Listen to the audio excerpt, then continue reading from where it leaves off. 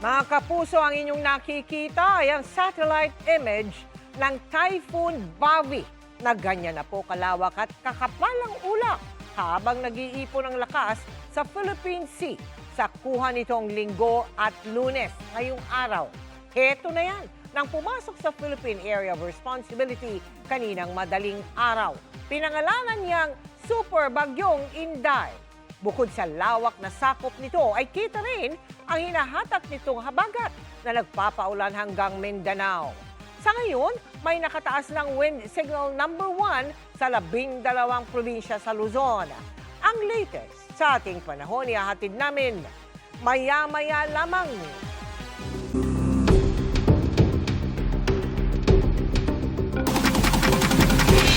Magandang gabi po, Luzon, Visayas at Mindanao.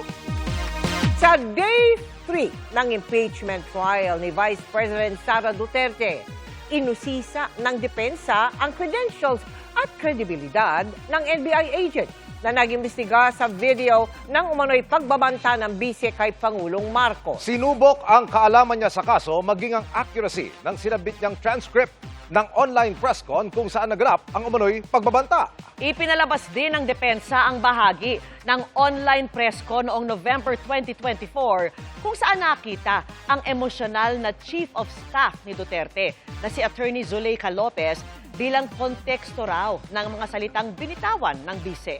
At mula po sa Senado, nakatutok live si Sandra Aguinaldo. Sandra! Mel, Emil, Vicky, Day 3 na nga po ng impeachment trial pero isang witness pa lang po ang naisasalang at dito po sa ginawang cross-examination ay sinubukang tibagin ng depensa ang kredibilidad ng witness ng prosecution.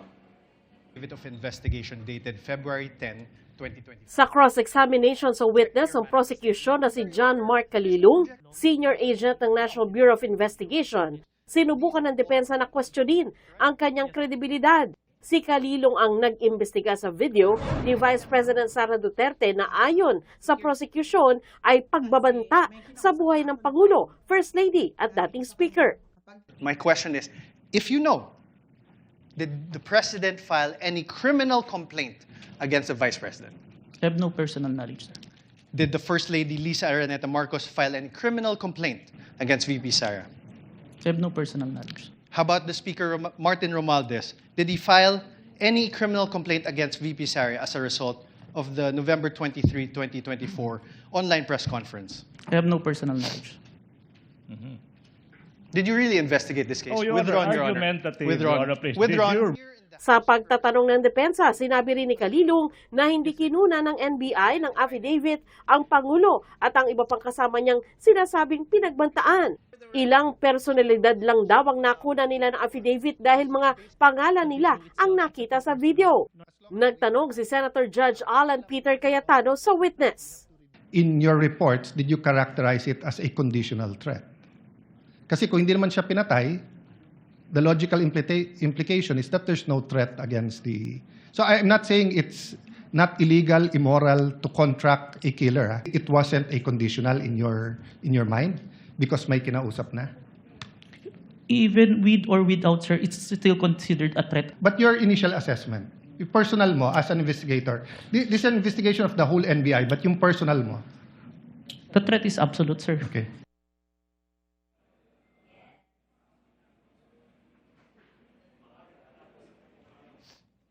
Ilan pa sa kinuwestiyon ng depensa ang umunoy hindi tugmang transcript ng video mula sa NBI. Git ni Calilong, tama ang transcript. Gaya ng ginawa ng prosecution, tinalakay ng depensa ang sinasabing video ng pagbabanta ng bise noong November 2024. Ipinalabas ang bahagi ng video kung saan emosyonal na nagsasalita ang Chief of Staff ni VP Sara na si Zuleika Lopez na nakadetene noon sa Kamara matapos ipa-contempt ng House Committee on Good Government na nag-iimbestiga sa paggamit ng bise ng confidential funds. To transfer me to the women's correctional in the dead of the night. I mean, bakit ganun? Wala na bang rights yung mga tao? They just go to your room and then just get... My life is being threatened. Alam niyo, I'm sure you saw in the hearing that my back hurts. I cannot parang lift heavy things. I cannot. But dahil natakot ako, I feared for my life. Tinanong ni Senador Riza Ontiveros ang depensa kung ano ang punto nito sa pagpapalabas ng video. Sinasabi po ba ng depensa na yung mga alleged threats o alleged incitements ni VP Duterte ay prompted nung detention ni Attorney Lopez? Yes, Your Honor. There was a systematic oppression made by the House of Representatives. Even if she was answering the questions faithfully and to the best of her ability, she was cited in contempt, detained. Her lawyer was not allowed. Her lawyer was not allowed to be with her when they were trying to detain her in the women's correctional facility, Your Honor. So, Mr. Presiding Officer, Counsel for the Defense, position po ba ng depensa na pwedeng palampasin ang alleged grave threats kung may masasabing lehitimong dahilan para magbanta? Your Honor, that is not the point. Nagpaalala naman si Escudero. I would like to remind the senator judges to be cautious in making counsels for either party make conclusions of law and fact. Instead of presenting evidence through a witness they will present or through direct, cross, redirect, or recross. Because if he answers Senator Judge Ontiveros, that would effectively place on record a conclusion of fact and law, not drawn from a witness, which they can very well do so during their closing remarks. Pinresenta rin ng depensa ang ilang dokumento na nagpapakita sa ilang komunikasyon ng DOJ sa NBI kaugnay sa investigasyon ng kaso. Kaya hirit ng depensa. The NBI investigated and filed the complaint. The DOJ directed the investigation and will determine whether the case should proceed to court. And the alleged offended party, President Marcos, is the constitutional head of the executive branch, exercising control over both the DOJ and the NBI. I withdraw, Your Honor. I withdraw. I withdraw, Your Honor. The ground is, I withdraw. Your Honor. It's even more compound question, asking several Withdraw, subject Your Honor. matters. Withdraw. Kung kahapon panay object ng depensa, ngayon panay object din ng prosecution. The NBI, of course, you're from the NBI, is under the Department of Justice. Yes, sir. Your Honor, we can take judicial notice of that. Your Honor, if I'm on cross, Your Honor. I know, but I'm on cross. there are things that No. did not be discussed. Your Honor, please. Can I, Your Honor? Your Honor, please. Counsel, let's give him some latitude. Much obliged, Your Honor, much although we obliged. can't take judicial notice of that, it's part of his cross-examination. Yes, thank you, Your Honor. The Secretary of Justice is meanwhile the head of the DOJ, correct? Yes, sir. The Secretary of Justice exercises control and supervision over the NBI. Yes, but even Joe, without... no more questions. The witness Yes is or no, answering. Mr. Witness? If you know. Can you repeat, sir? Mr. Witness? The Secretary of Justice exercises control and supervision over the NBI. Yes or no? We are under, sir. But we're independent. So you do not know. Oh, Your Honor, that's argumentative. So Sir, you are do you- not know? You claimed in your affidavit, sir, that affidavit of investigation, that the NBI began its investigation into the VP's remarks because it was directed by the DOJ to do so. Motu proprio and directed, sir. There, okay. Do you understand what you just said, sir? Oh, Yes, sir. Oh. Can I I'm object to asking, that, sir. Your Honor, please? I'm That's asking, sir, it argumentative. makes sense, Your Honor. Argumentative, counsel. Move on. Mutu proprio, sir, means... Oh, no, objection. You cannot lecture, counsel. This is Sir, what does cross-examination. you mentioned mutu proprio. What does it mean? Even without a complainant, we started the investigation, sir. Are you sure, sir? Oh, argumentative. Are you I sure, get- sir? Kaya kinailangang mag-referee minsan ng presiding officer. Counsel, again, the witness is not a newbie. I think he can handle himself and would know how to answer if indeed he is familiar or not with what is being presented to him. And thus far, he has responded based on his knowledge of these documents. Chair will allow it.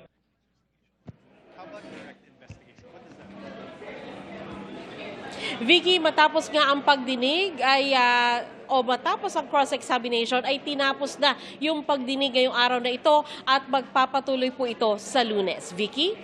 Maraming salamat sa iyo, Sandra Aguinaldo. Hindi naasahang magla-landfall sa bansa ang superbagyong Inday, pero posibleng ulanin ng husto ang malaking bahagi ng Luzon, kabilang na ang Metro Manila. Bago yan, pinalalakas na ng superbagyo ang habagat sa bahagi ng Mindanao. Nakatutok si Oscar Oida.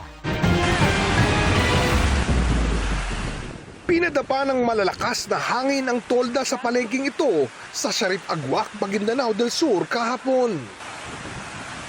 Sinabayan pa yan ng matinding buhos ng ulan. Maraming paninda ang nabasa, kaya kahit masama ang panahon, sinuong ng ilang vendors ang ulan para isalba ang kanilang gamit. Kaninang umaga naman, bumuhos ang malakas sa ulan sa Zamboanga City. Halos mag-zero visibility sa ilang kalsada, gaya sa bahaging ito ng Barangay Vitali. Inalerto ng Zamboanga City Disaster Risk Reduction Management Office ang mga nasa flood-prone at landslide-prone areas. Nagkansela rin ang klase kaninang hapon sa lahat ng antas sa pampubliko at pribadong paaralan sa lungsod dahil ilang paaralan ang napaulat na binahana. Kahit sa Midsayat, North Cotabato, ramdam ang masamang panahon. Ilang lugar ang nawalan pa ng kuryente. Pinag-iingat ng PDRRMO Cotabato ang mga residente na maging alerto sa landslide at pagbaha. Ayon sa Pag-asa, habagat na mas pinalakas pa ng Super Typhoon Inday ang nagpaulan sa ilang bahagi ng Mindanao. Kahit hindi inaasahang magla-landfall sa bansa ang bagyo, inaasahan pa rin uulanin ng gusto ang malaking bahagi ng Luzon, partikular sa Metro Manila. Simula bukas, itataas ang Blue Alert sa buong Metro Manila, alinsunod na rin sa rekomendasyon ng Office of Civil Defense. Pag Blue Alert, lahat po, 24 hours po kaming nakaredy sa Blue Alert. Kanina, pinangunahan ni San Juan Mayor at Metro Manila Council President Francis Zamora ang pag-inspeksyon sa mga preposition na gamit ng MMDA para sa inaasahang pananalasa ng bagyo. Ayon pa sa MMDA, gumagana ang lahat ng kanilang 73 pumping stations sa Metro Manila. Kabilang dito ang 10 mobile pumps. Malaking bagay talaga na magkaroon ng ating mga LGUs ng mobile pumps separate from the pumping stations because pwede niyong ilipat-lipat. Aabot sa mahigit 123 na flood-prone areas ang tinukoy ng DPWH na binabantayan na umano ng mga tauhan ng MMDA. Identified naman namin yung mga areas kung saan naiipon yung basura. May mga tauhan na kaming nakaabang doon sa mga areas na yan para mag-alis noong basura. Sa tanong kung may pasok ba sa darating na Biyernes, given the report earlier that by Friday ay yung pinakamatinding pagbuhos ng ulan ay ating mararanasan, I'm sure once the Metro Manila mayors get hold of this report, kanya-kanyang desisyon na ho sila. Ipinag-utos naman ni Pangulong Bongbong Marcos sa iba't ibang ahensya na maghanda. Oscar Oida, Nakatutok, 24 oras. Hindi pa maililipat si Senador Rodante Marcoleta sa kanyang detention facility kahit arestado na. Mananatili pa rin siya sa PNP General Hospital dahil bukod sa high blood, nakitaan pa siya ng iba pang karamdaman. At nakatutok si June Veneracion. Sa ikatlong araw niya sa PNP General Hospital, mula nang ipaaresto ng Sandigan Bayan, dinalaw si Senador Rodante Marcoleta ng kanyang may bahay. Nasa ospital pa rin siya dahil bukod sa idinadaing niyang pananakit ng dibdib at mataas sa blood pressure, ay may mga bagong nakita ang mga doktor. Batay sa kanyang cervical x-ray, meron siyang degenerative disc disease o problema sa gulugod. Kaya kailangan siyang isailalim sa rehabilitation therapy. Pag nag-degenerate po yun, may mga nerve endings po dyan na maiipit. So yun po yung sumasakit yung leeg niya, kailangan niya ng rehab. Ang minimum po siguro 6 sessions. Nakita rin sa chest x-ray na meron siyang mild pneumonia. Hindi ko po masasabi, sir, kung kailan po na-develop yun. Pwede po na bago po siya na-admit sa amin. Concerning po ba yun? Hindi naman po. Ayon sa ospital, mas tumaas pa ang blood pressure ni Marcoleta ngayong araw.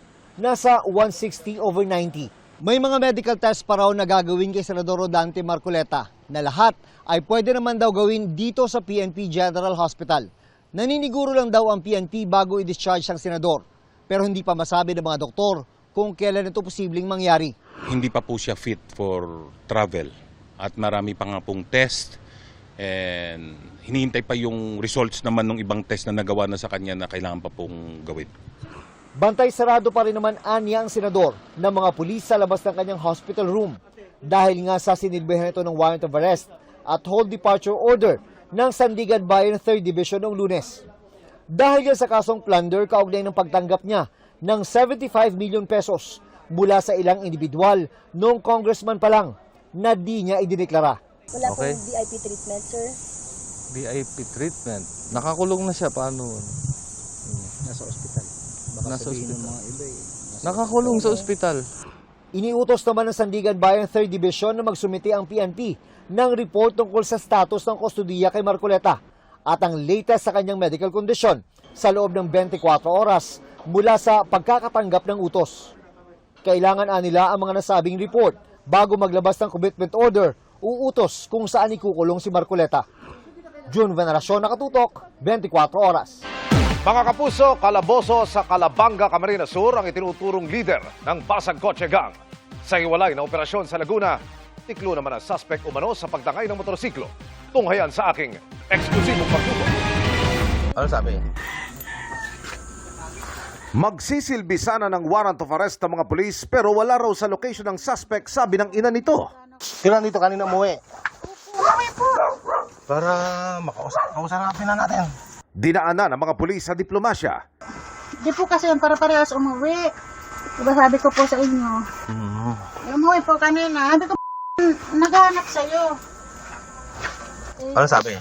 Pero sa pag-ikot sa likod bahay, nadiskubring naroon ang suspect. Yan. Nakauna yan. Dinakip ang suspect sa bahay nila sa Calamba, Laguna sa kasong may kinalaman sa pagnanakaw ng mga motorsiklo. No comment ang suspect. Sa Calabanga, Camarines Sur naman, nahuli na ng HPG ang leader ng Manoy Isa sa mga grupong nasa likod ng Basag Kotse sa Quezon City at area ng Calabarzon.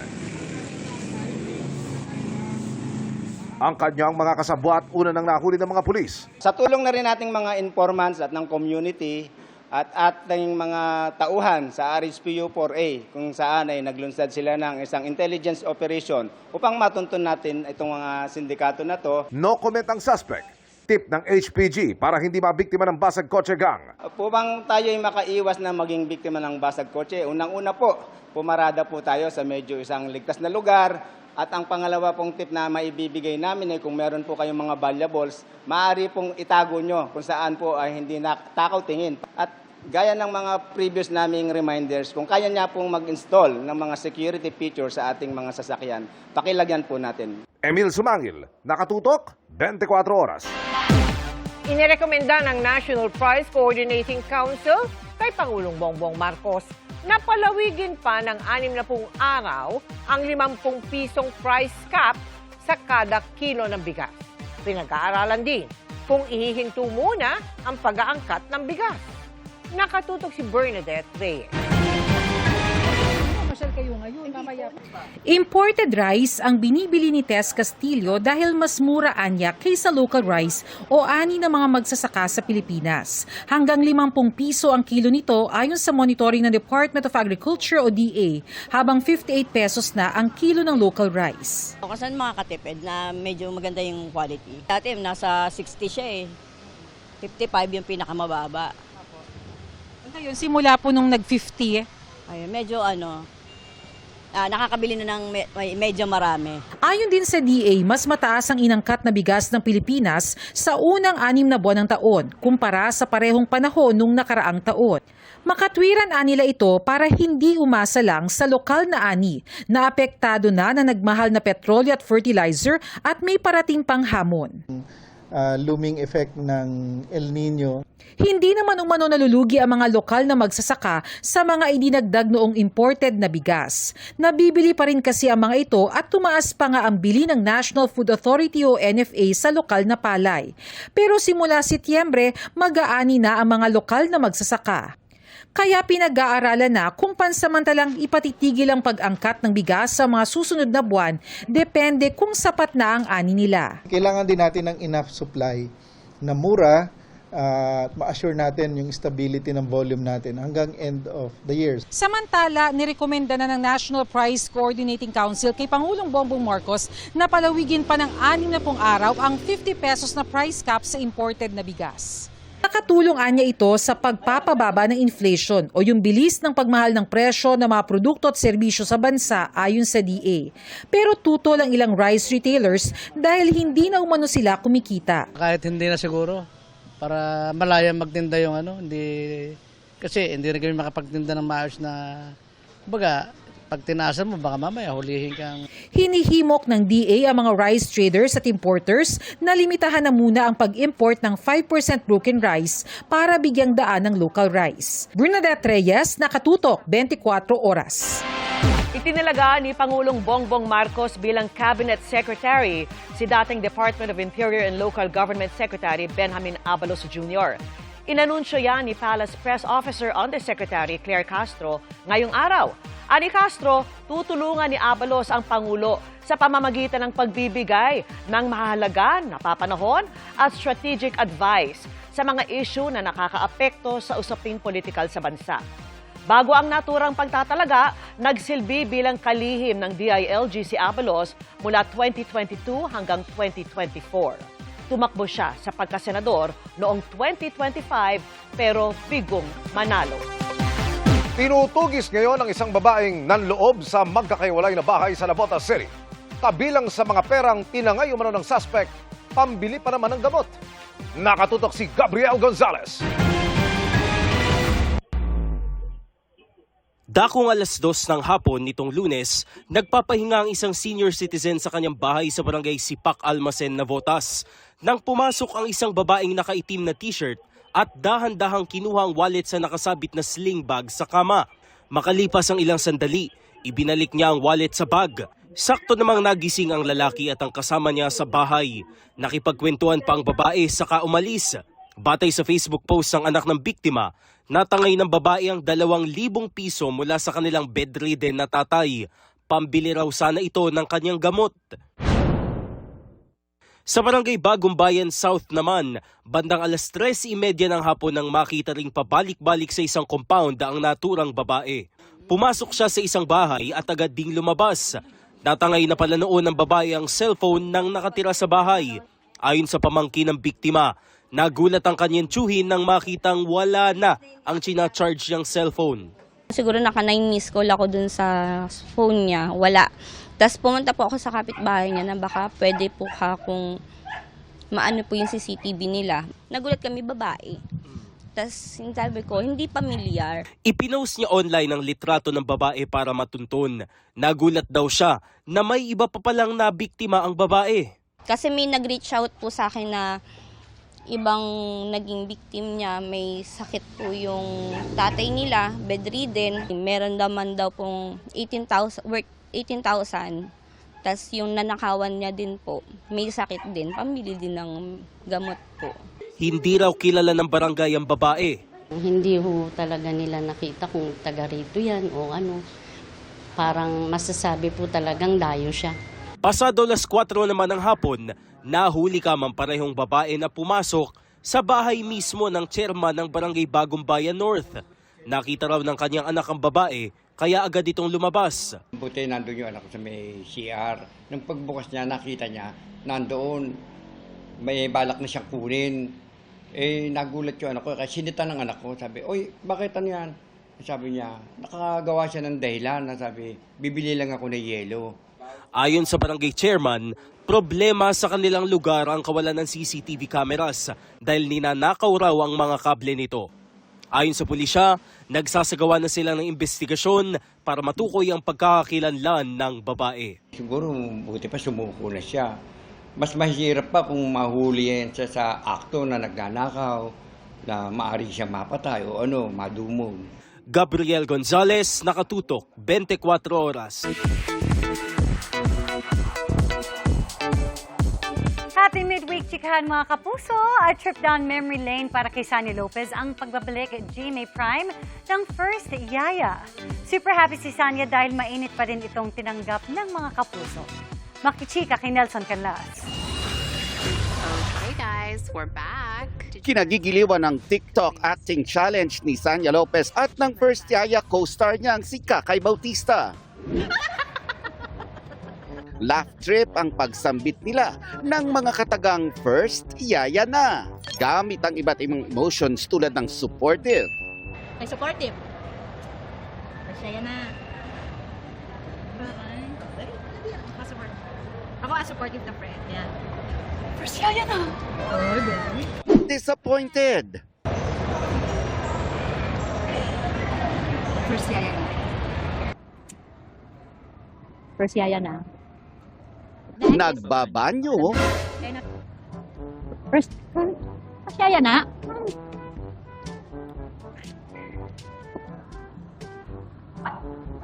First Yaya na. paano mo sasabihin yan kung nakita mo ang ex mo na kasama ang kaaway mo? First Yaya na eh. Hindi, wag ha? Hindi. Alis. First Yaya na eh. Alis. First Yaya na. Ano? Ha? And as your character naman as Melody and Pipita. Ano? Hindi ba kayo maglilinis? Ha? Norma? Ano ginagawa niyo? Ba't ako?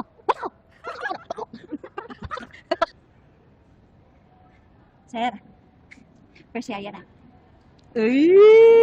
Timing ang kulitan sa pagbabalik ng First Yaya sa GMA na nagpapa-excite muli kay Sanya. Super happy ako, syempre, na nagbalik na ngayon yung First Yaya. Tapos ang dami nang nakaabang, di ba? Maraming salamat po sa patuloy na pagsuporta. Marami raw siyang happy memories habang ginagawa niya ang series. Doing TikToks together, maraming mga food trip, at syempre yung mga bonding namin na nung lock-in, marami talaga kaming mga ginawa na syempre nabuo yung samahan talaga namin, yung relationship. Nelson Canlas, updated sa Showbiz Happenings.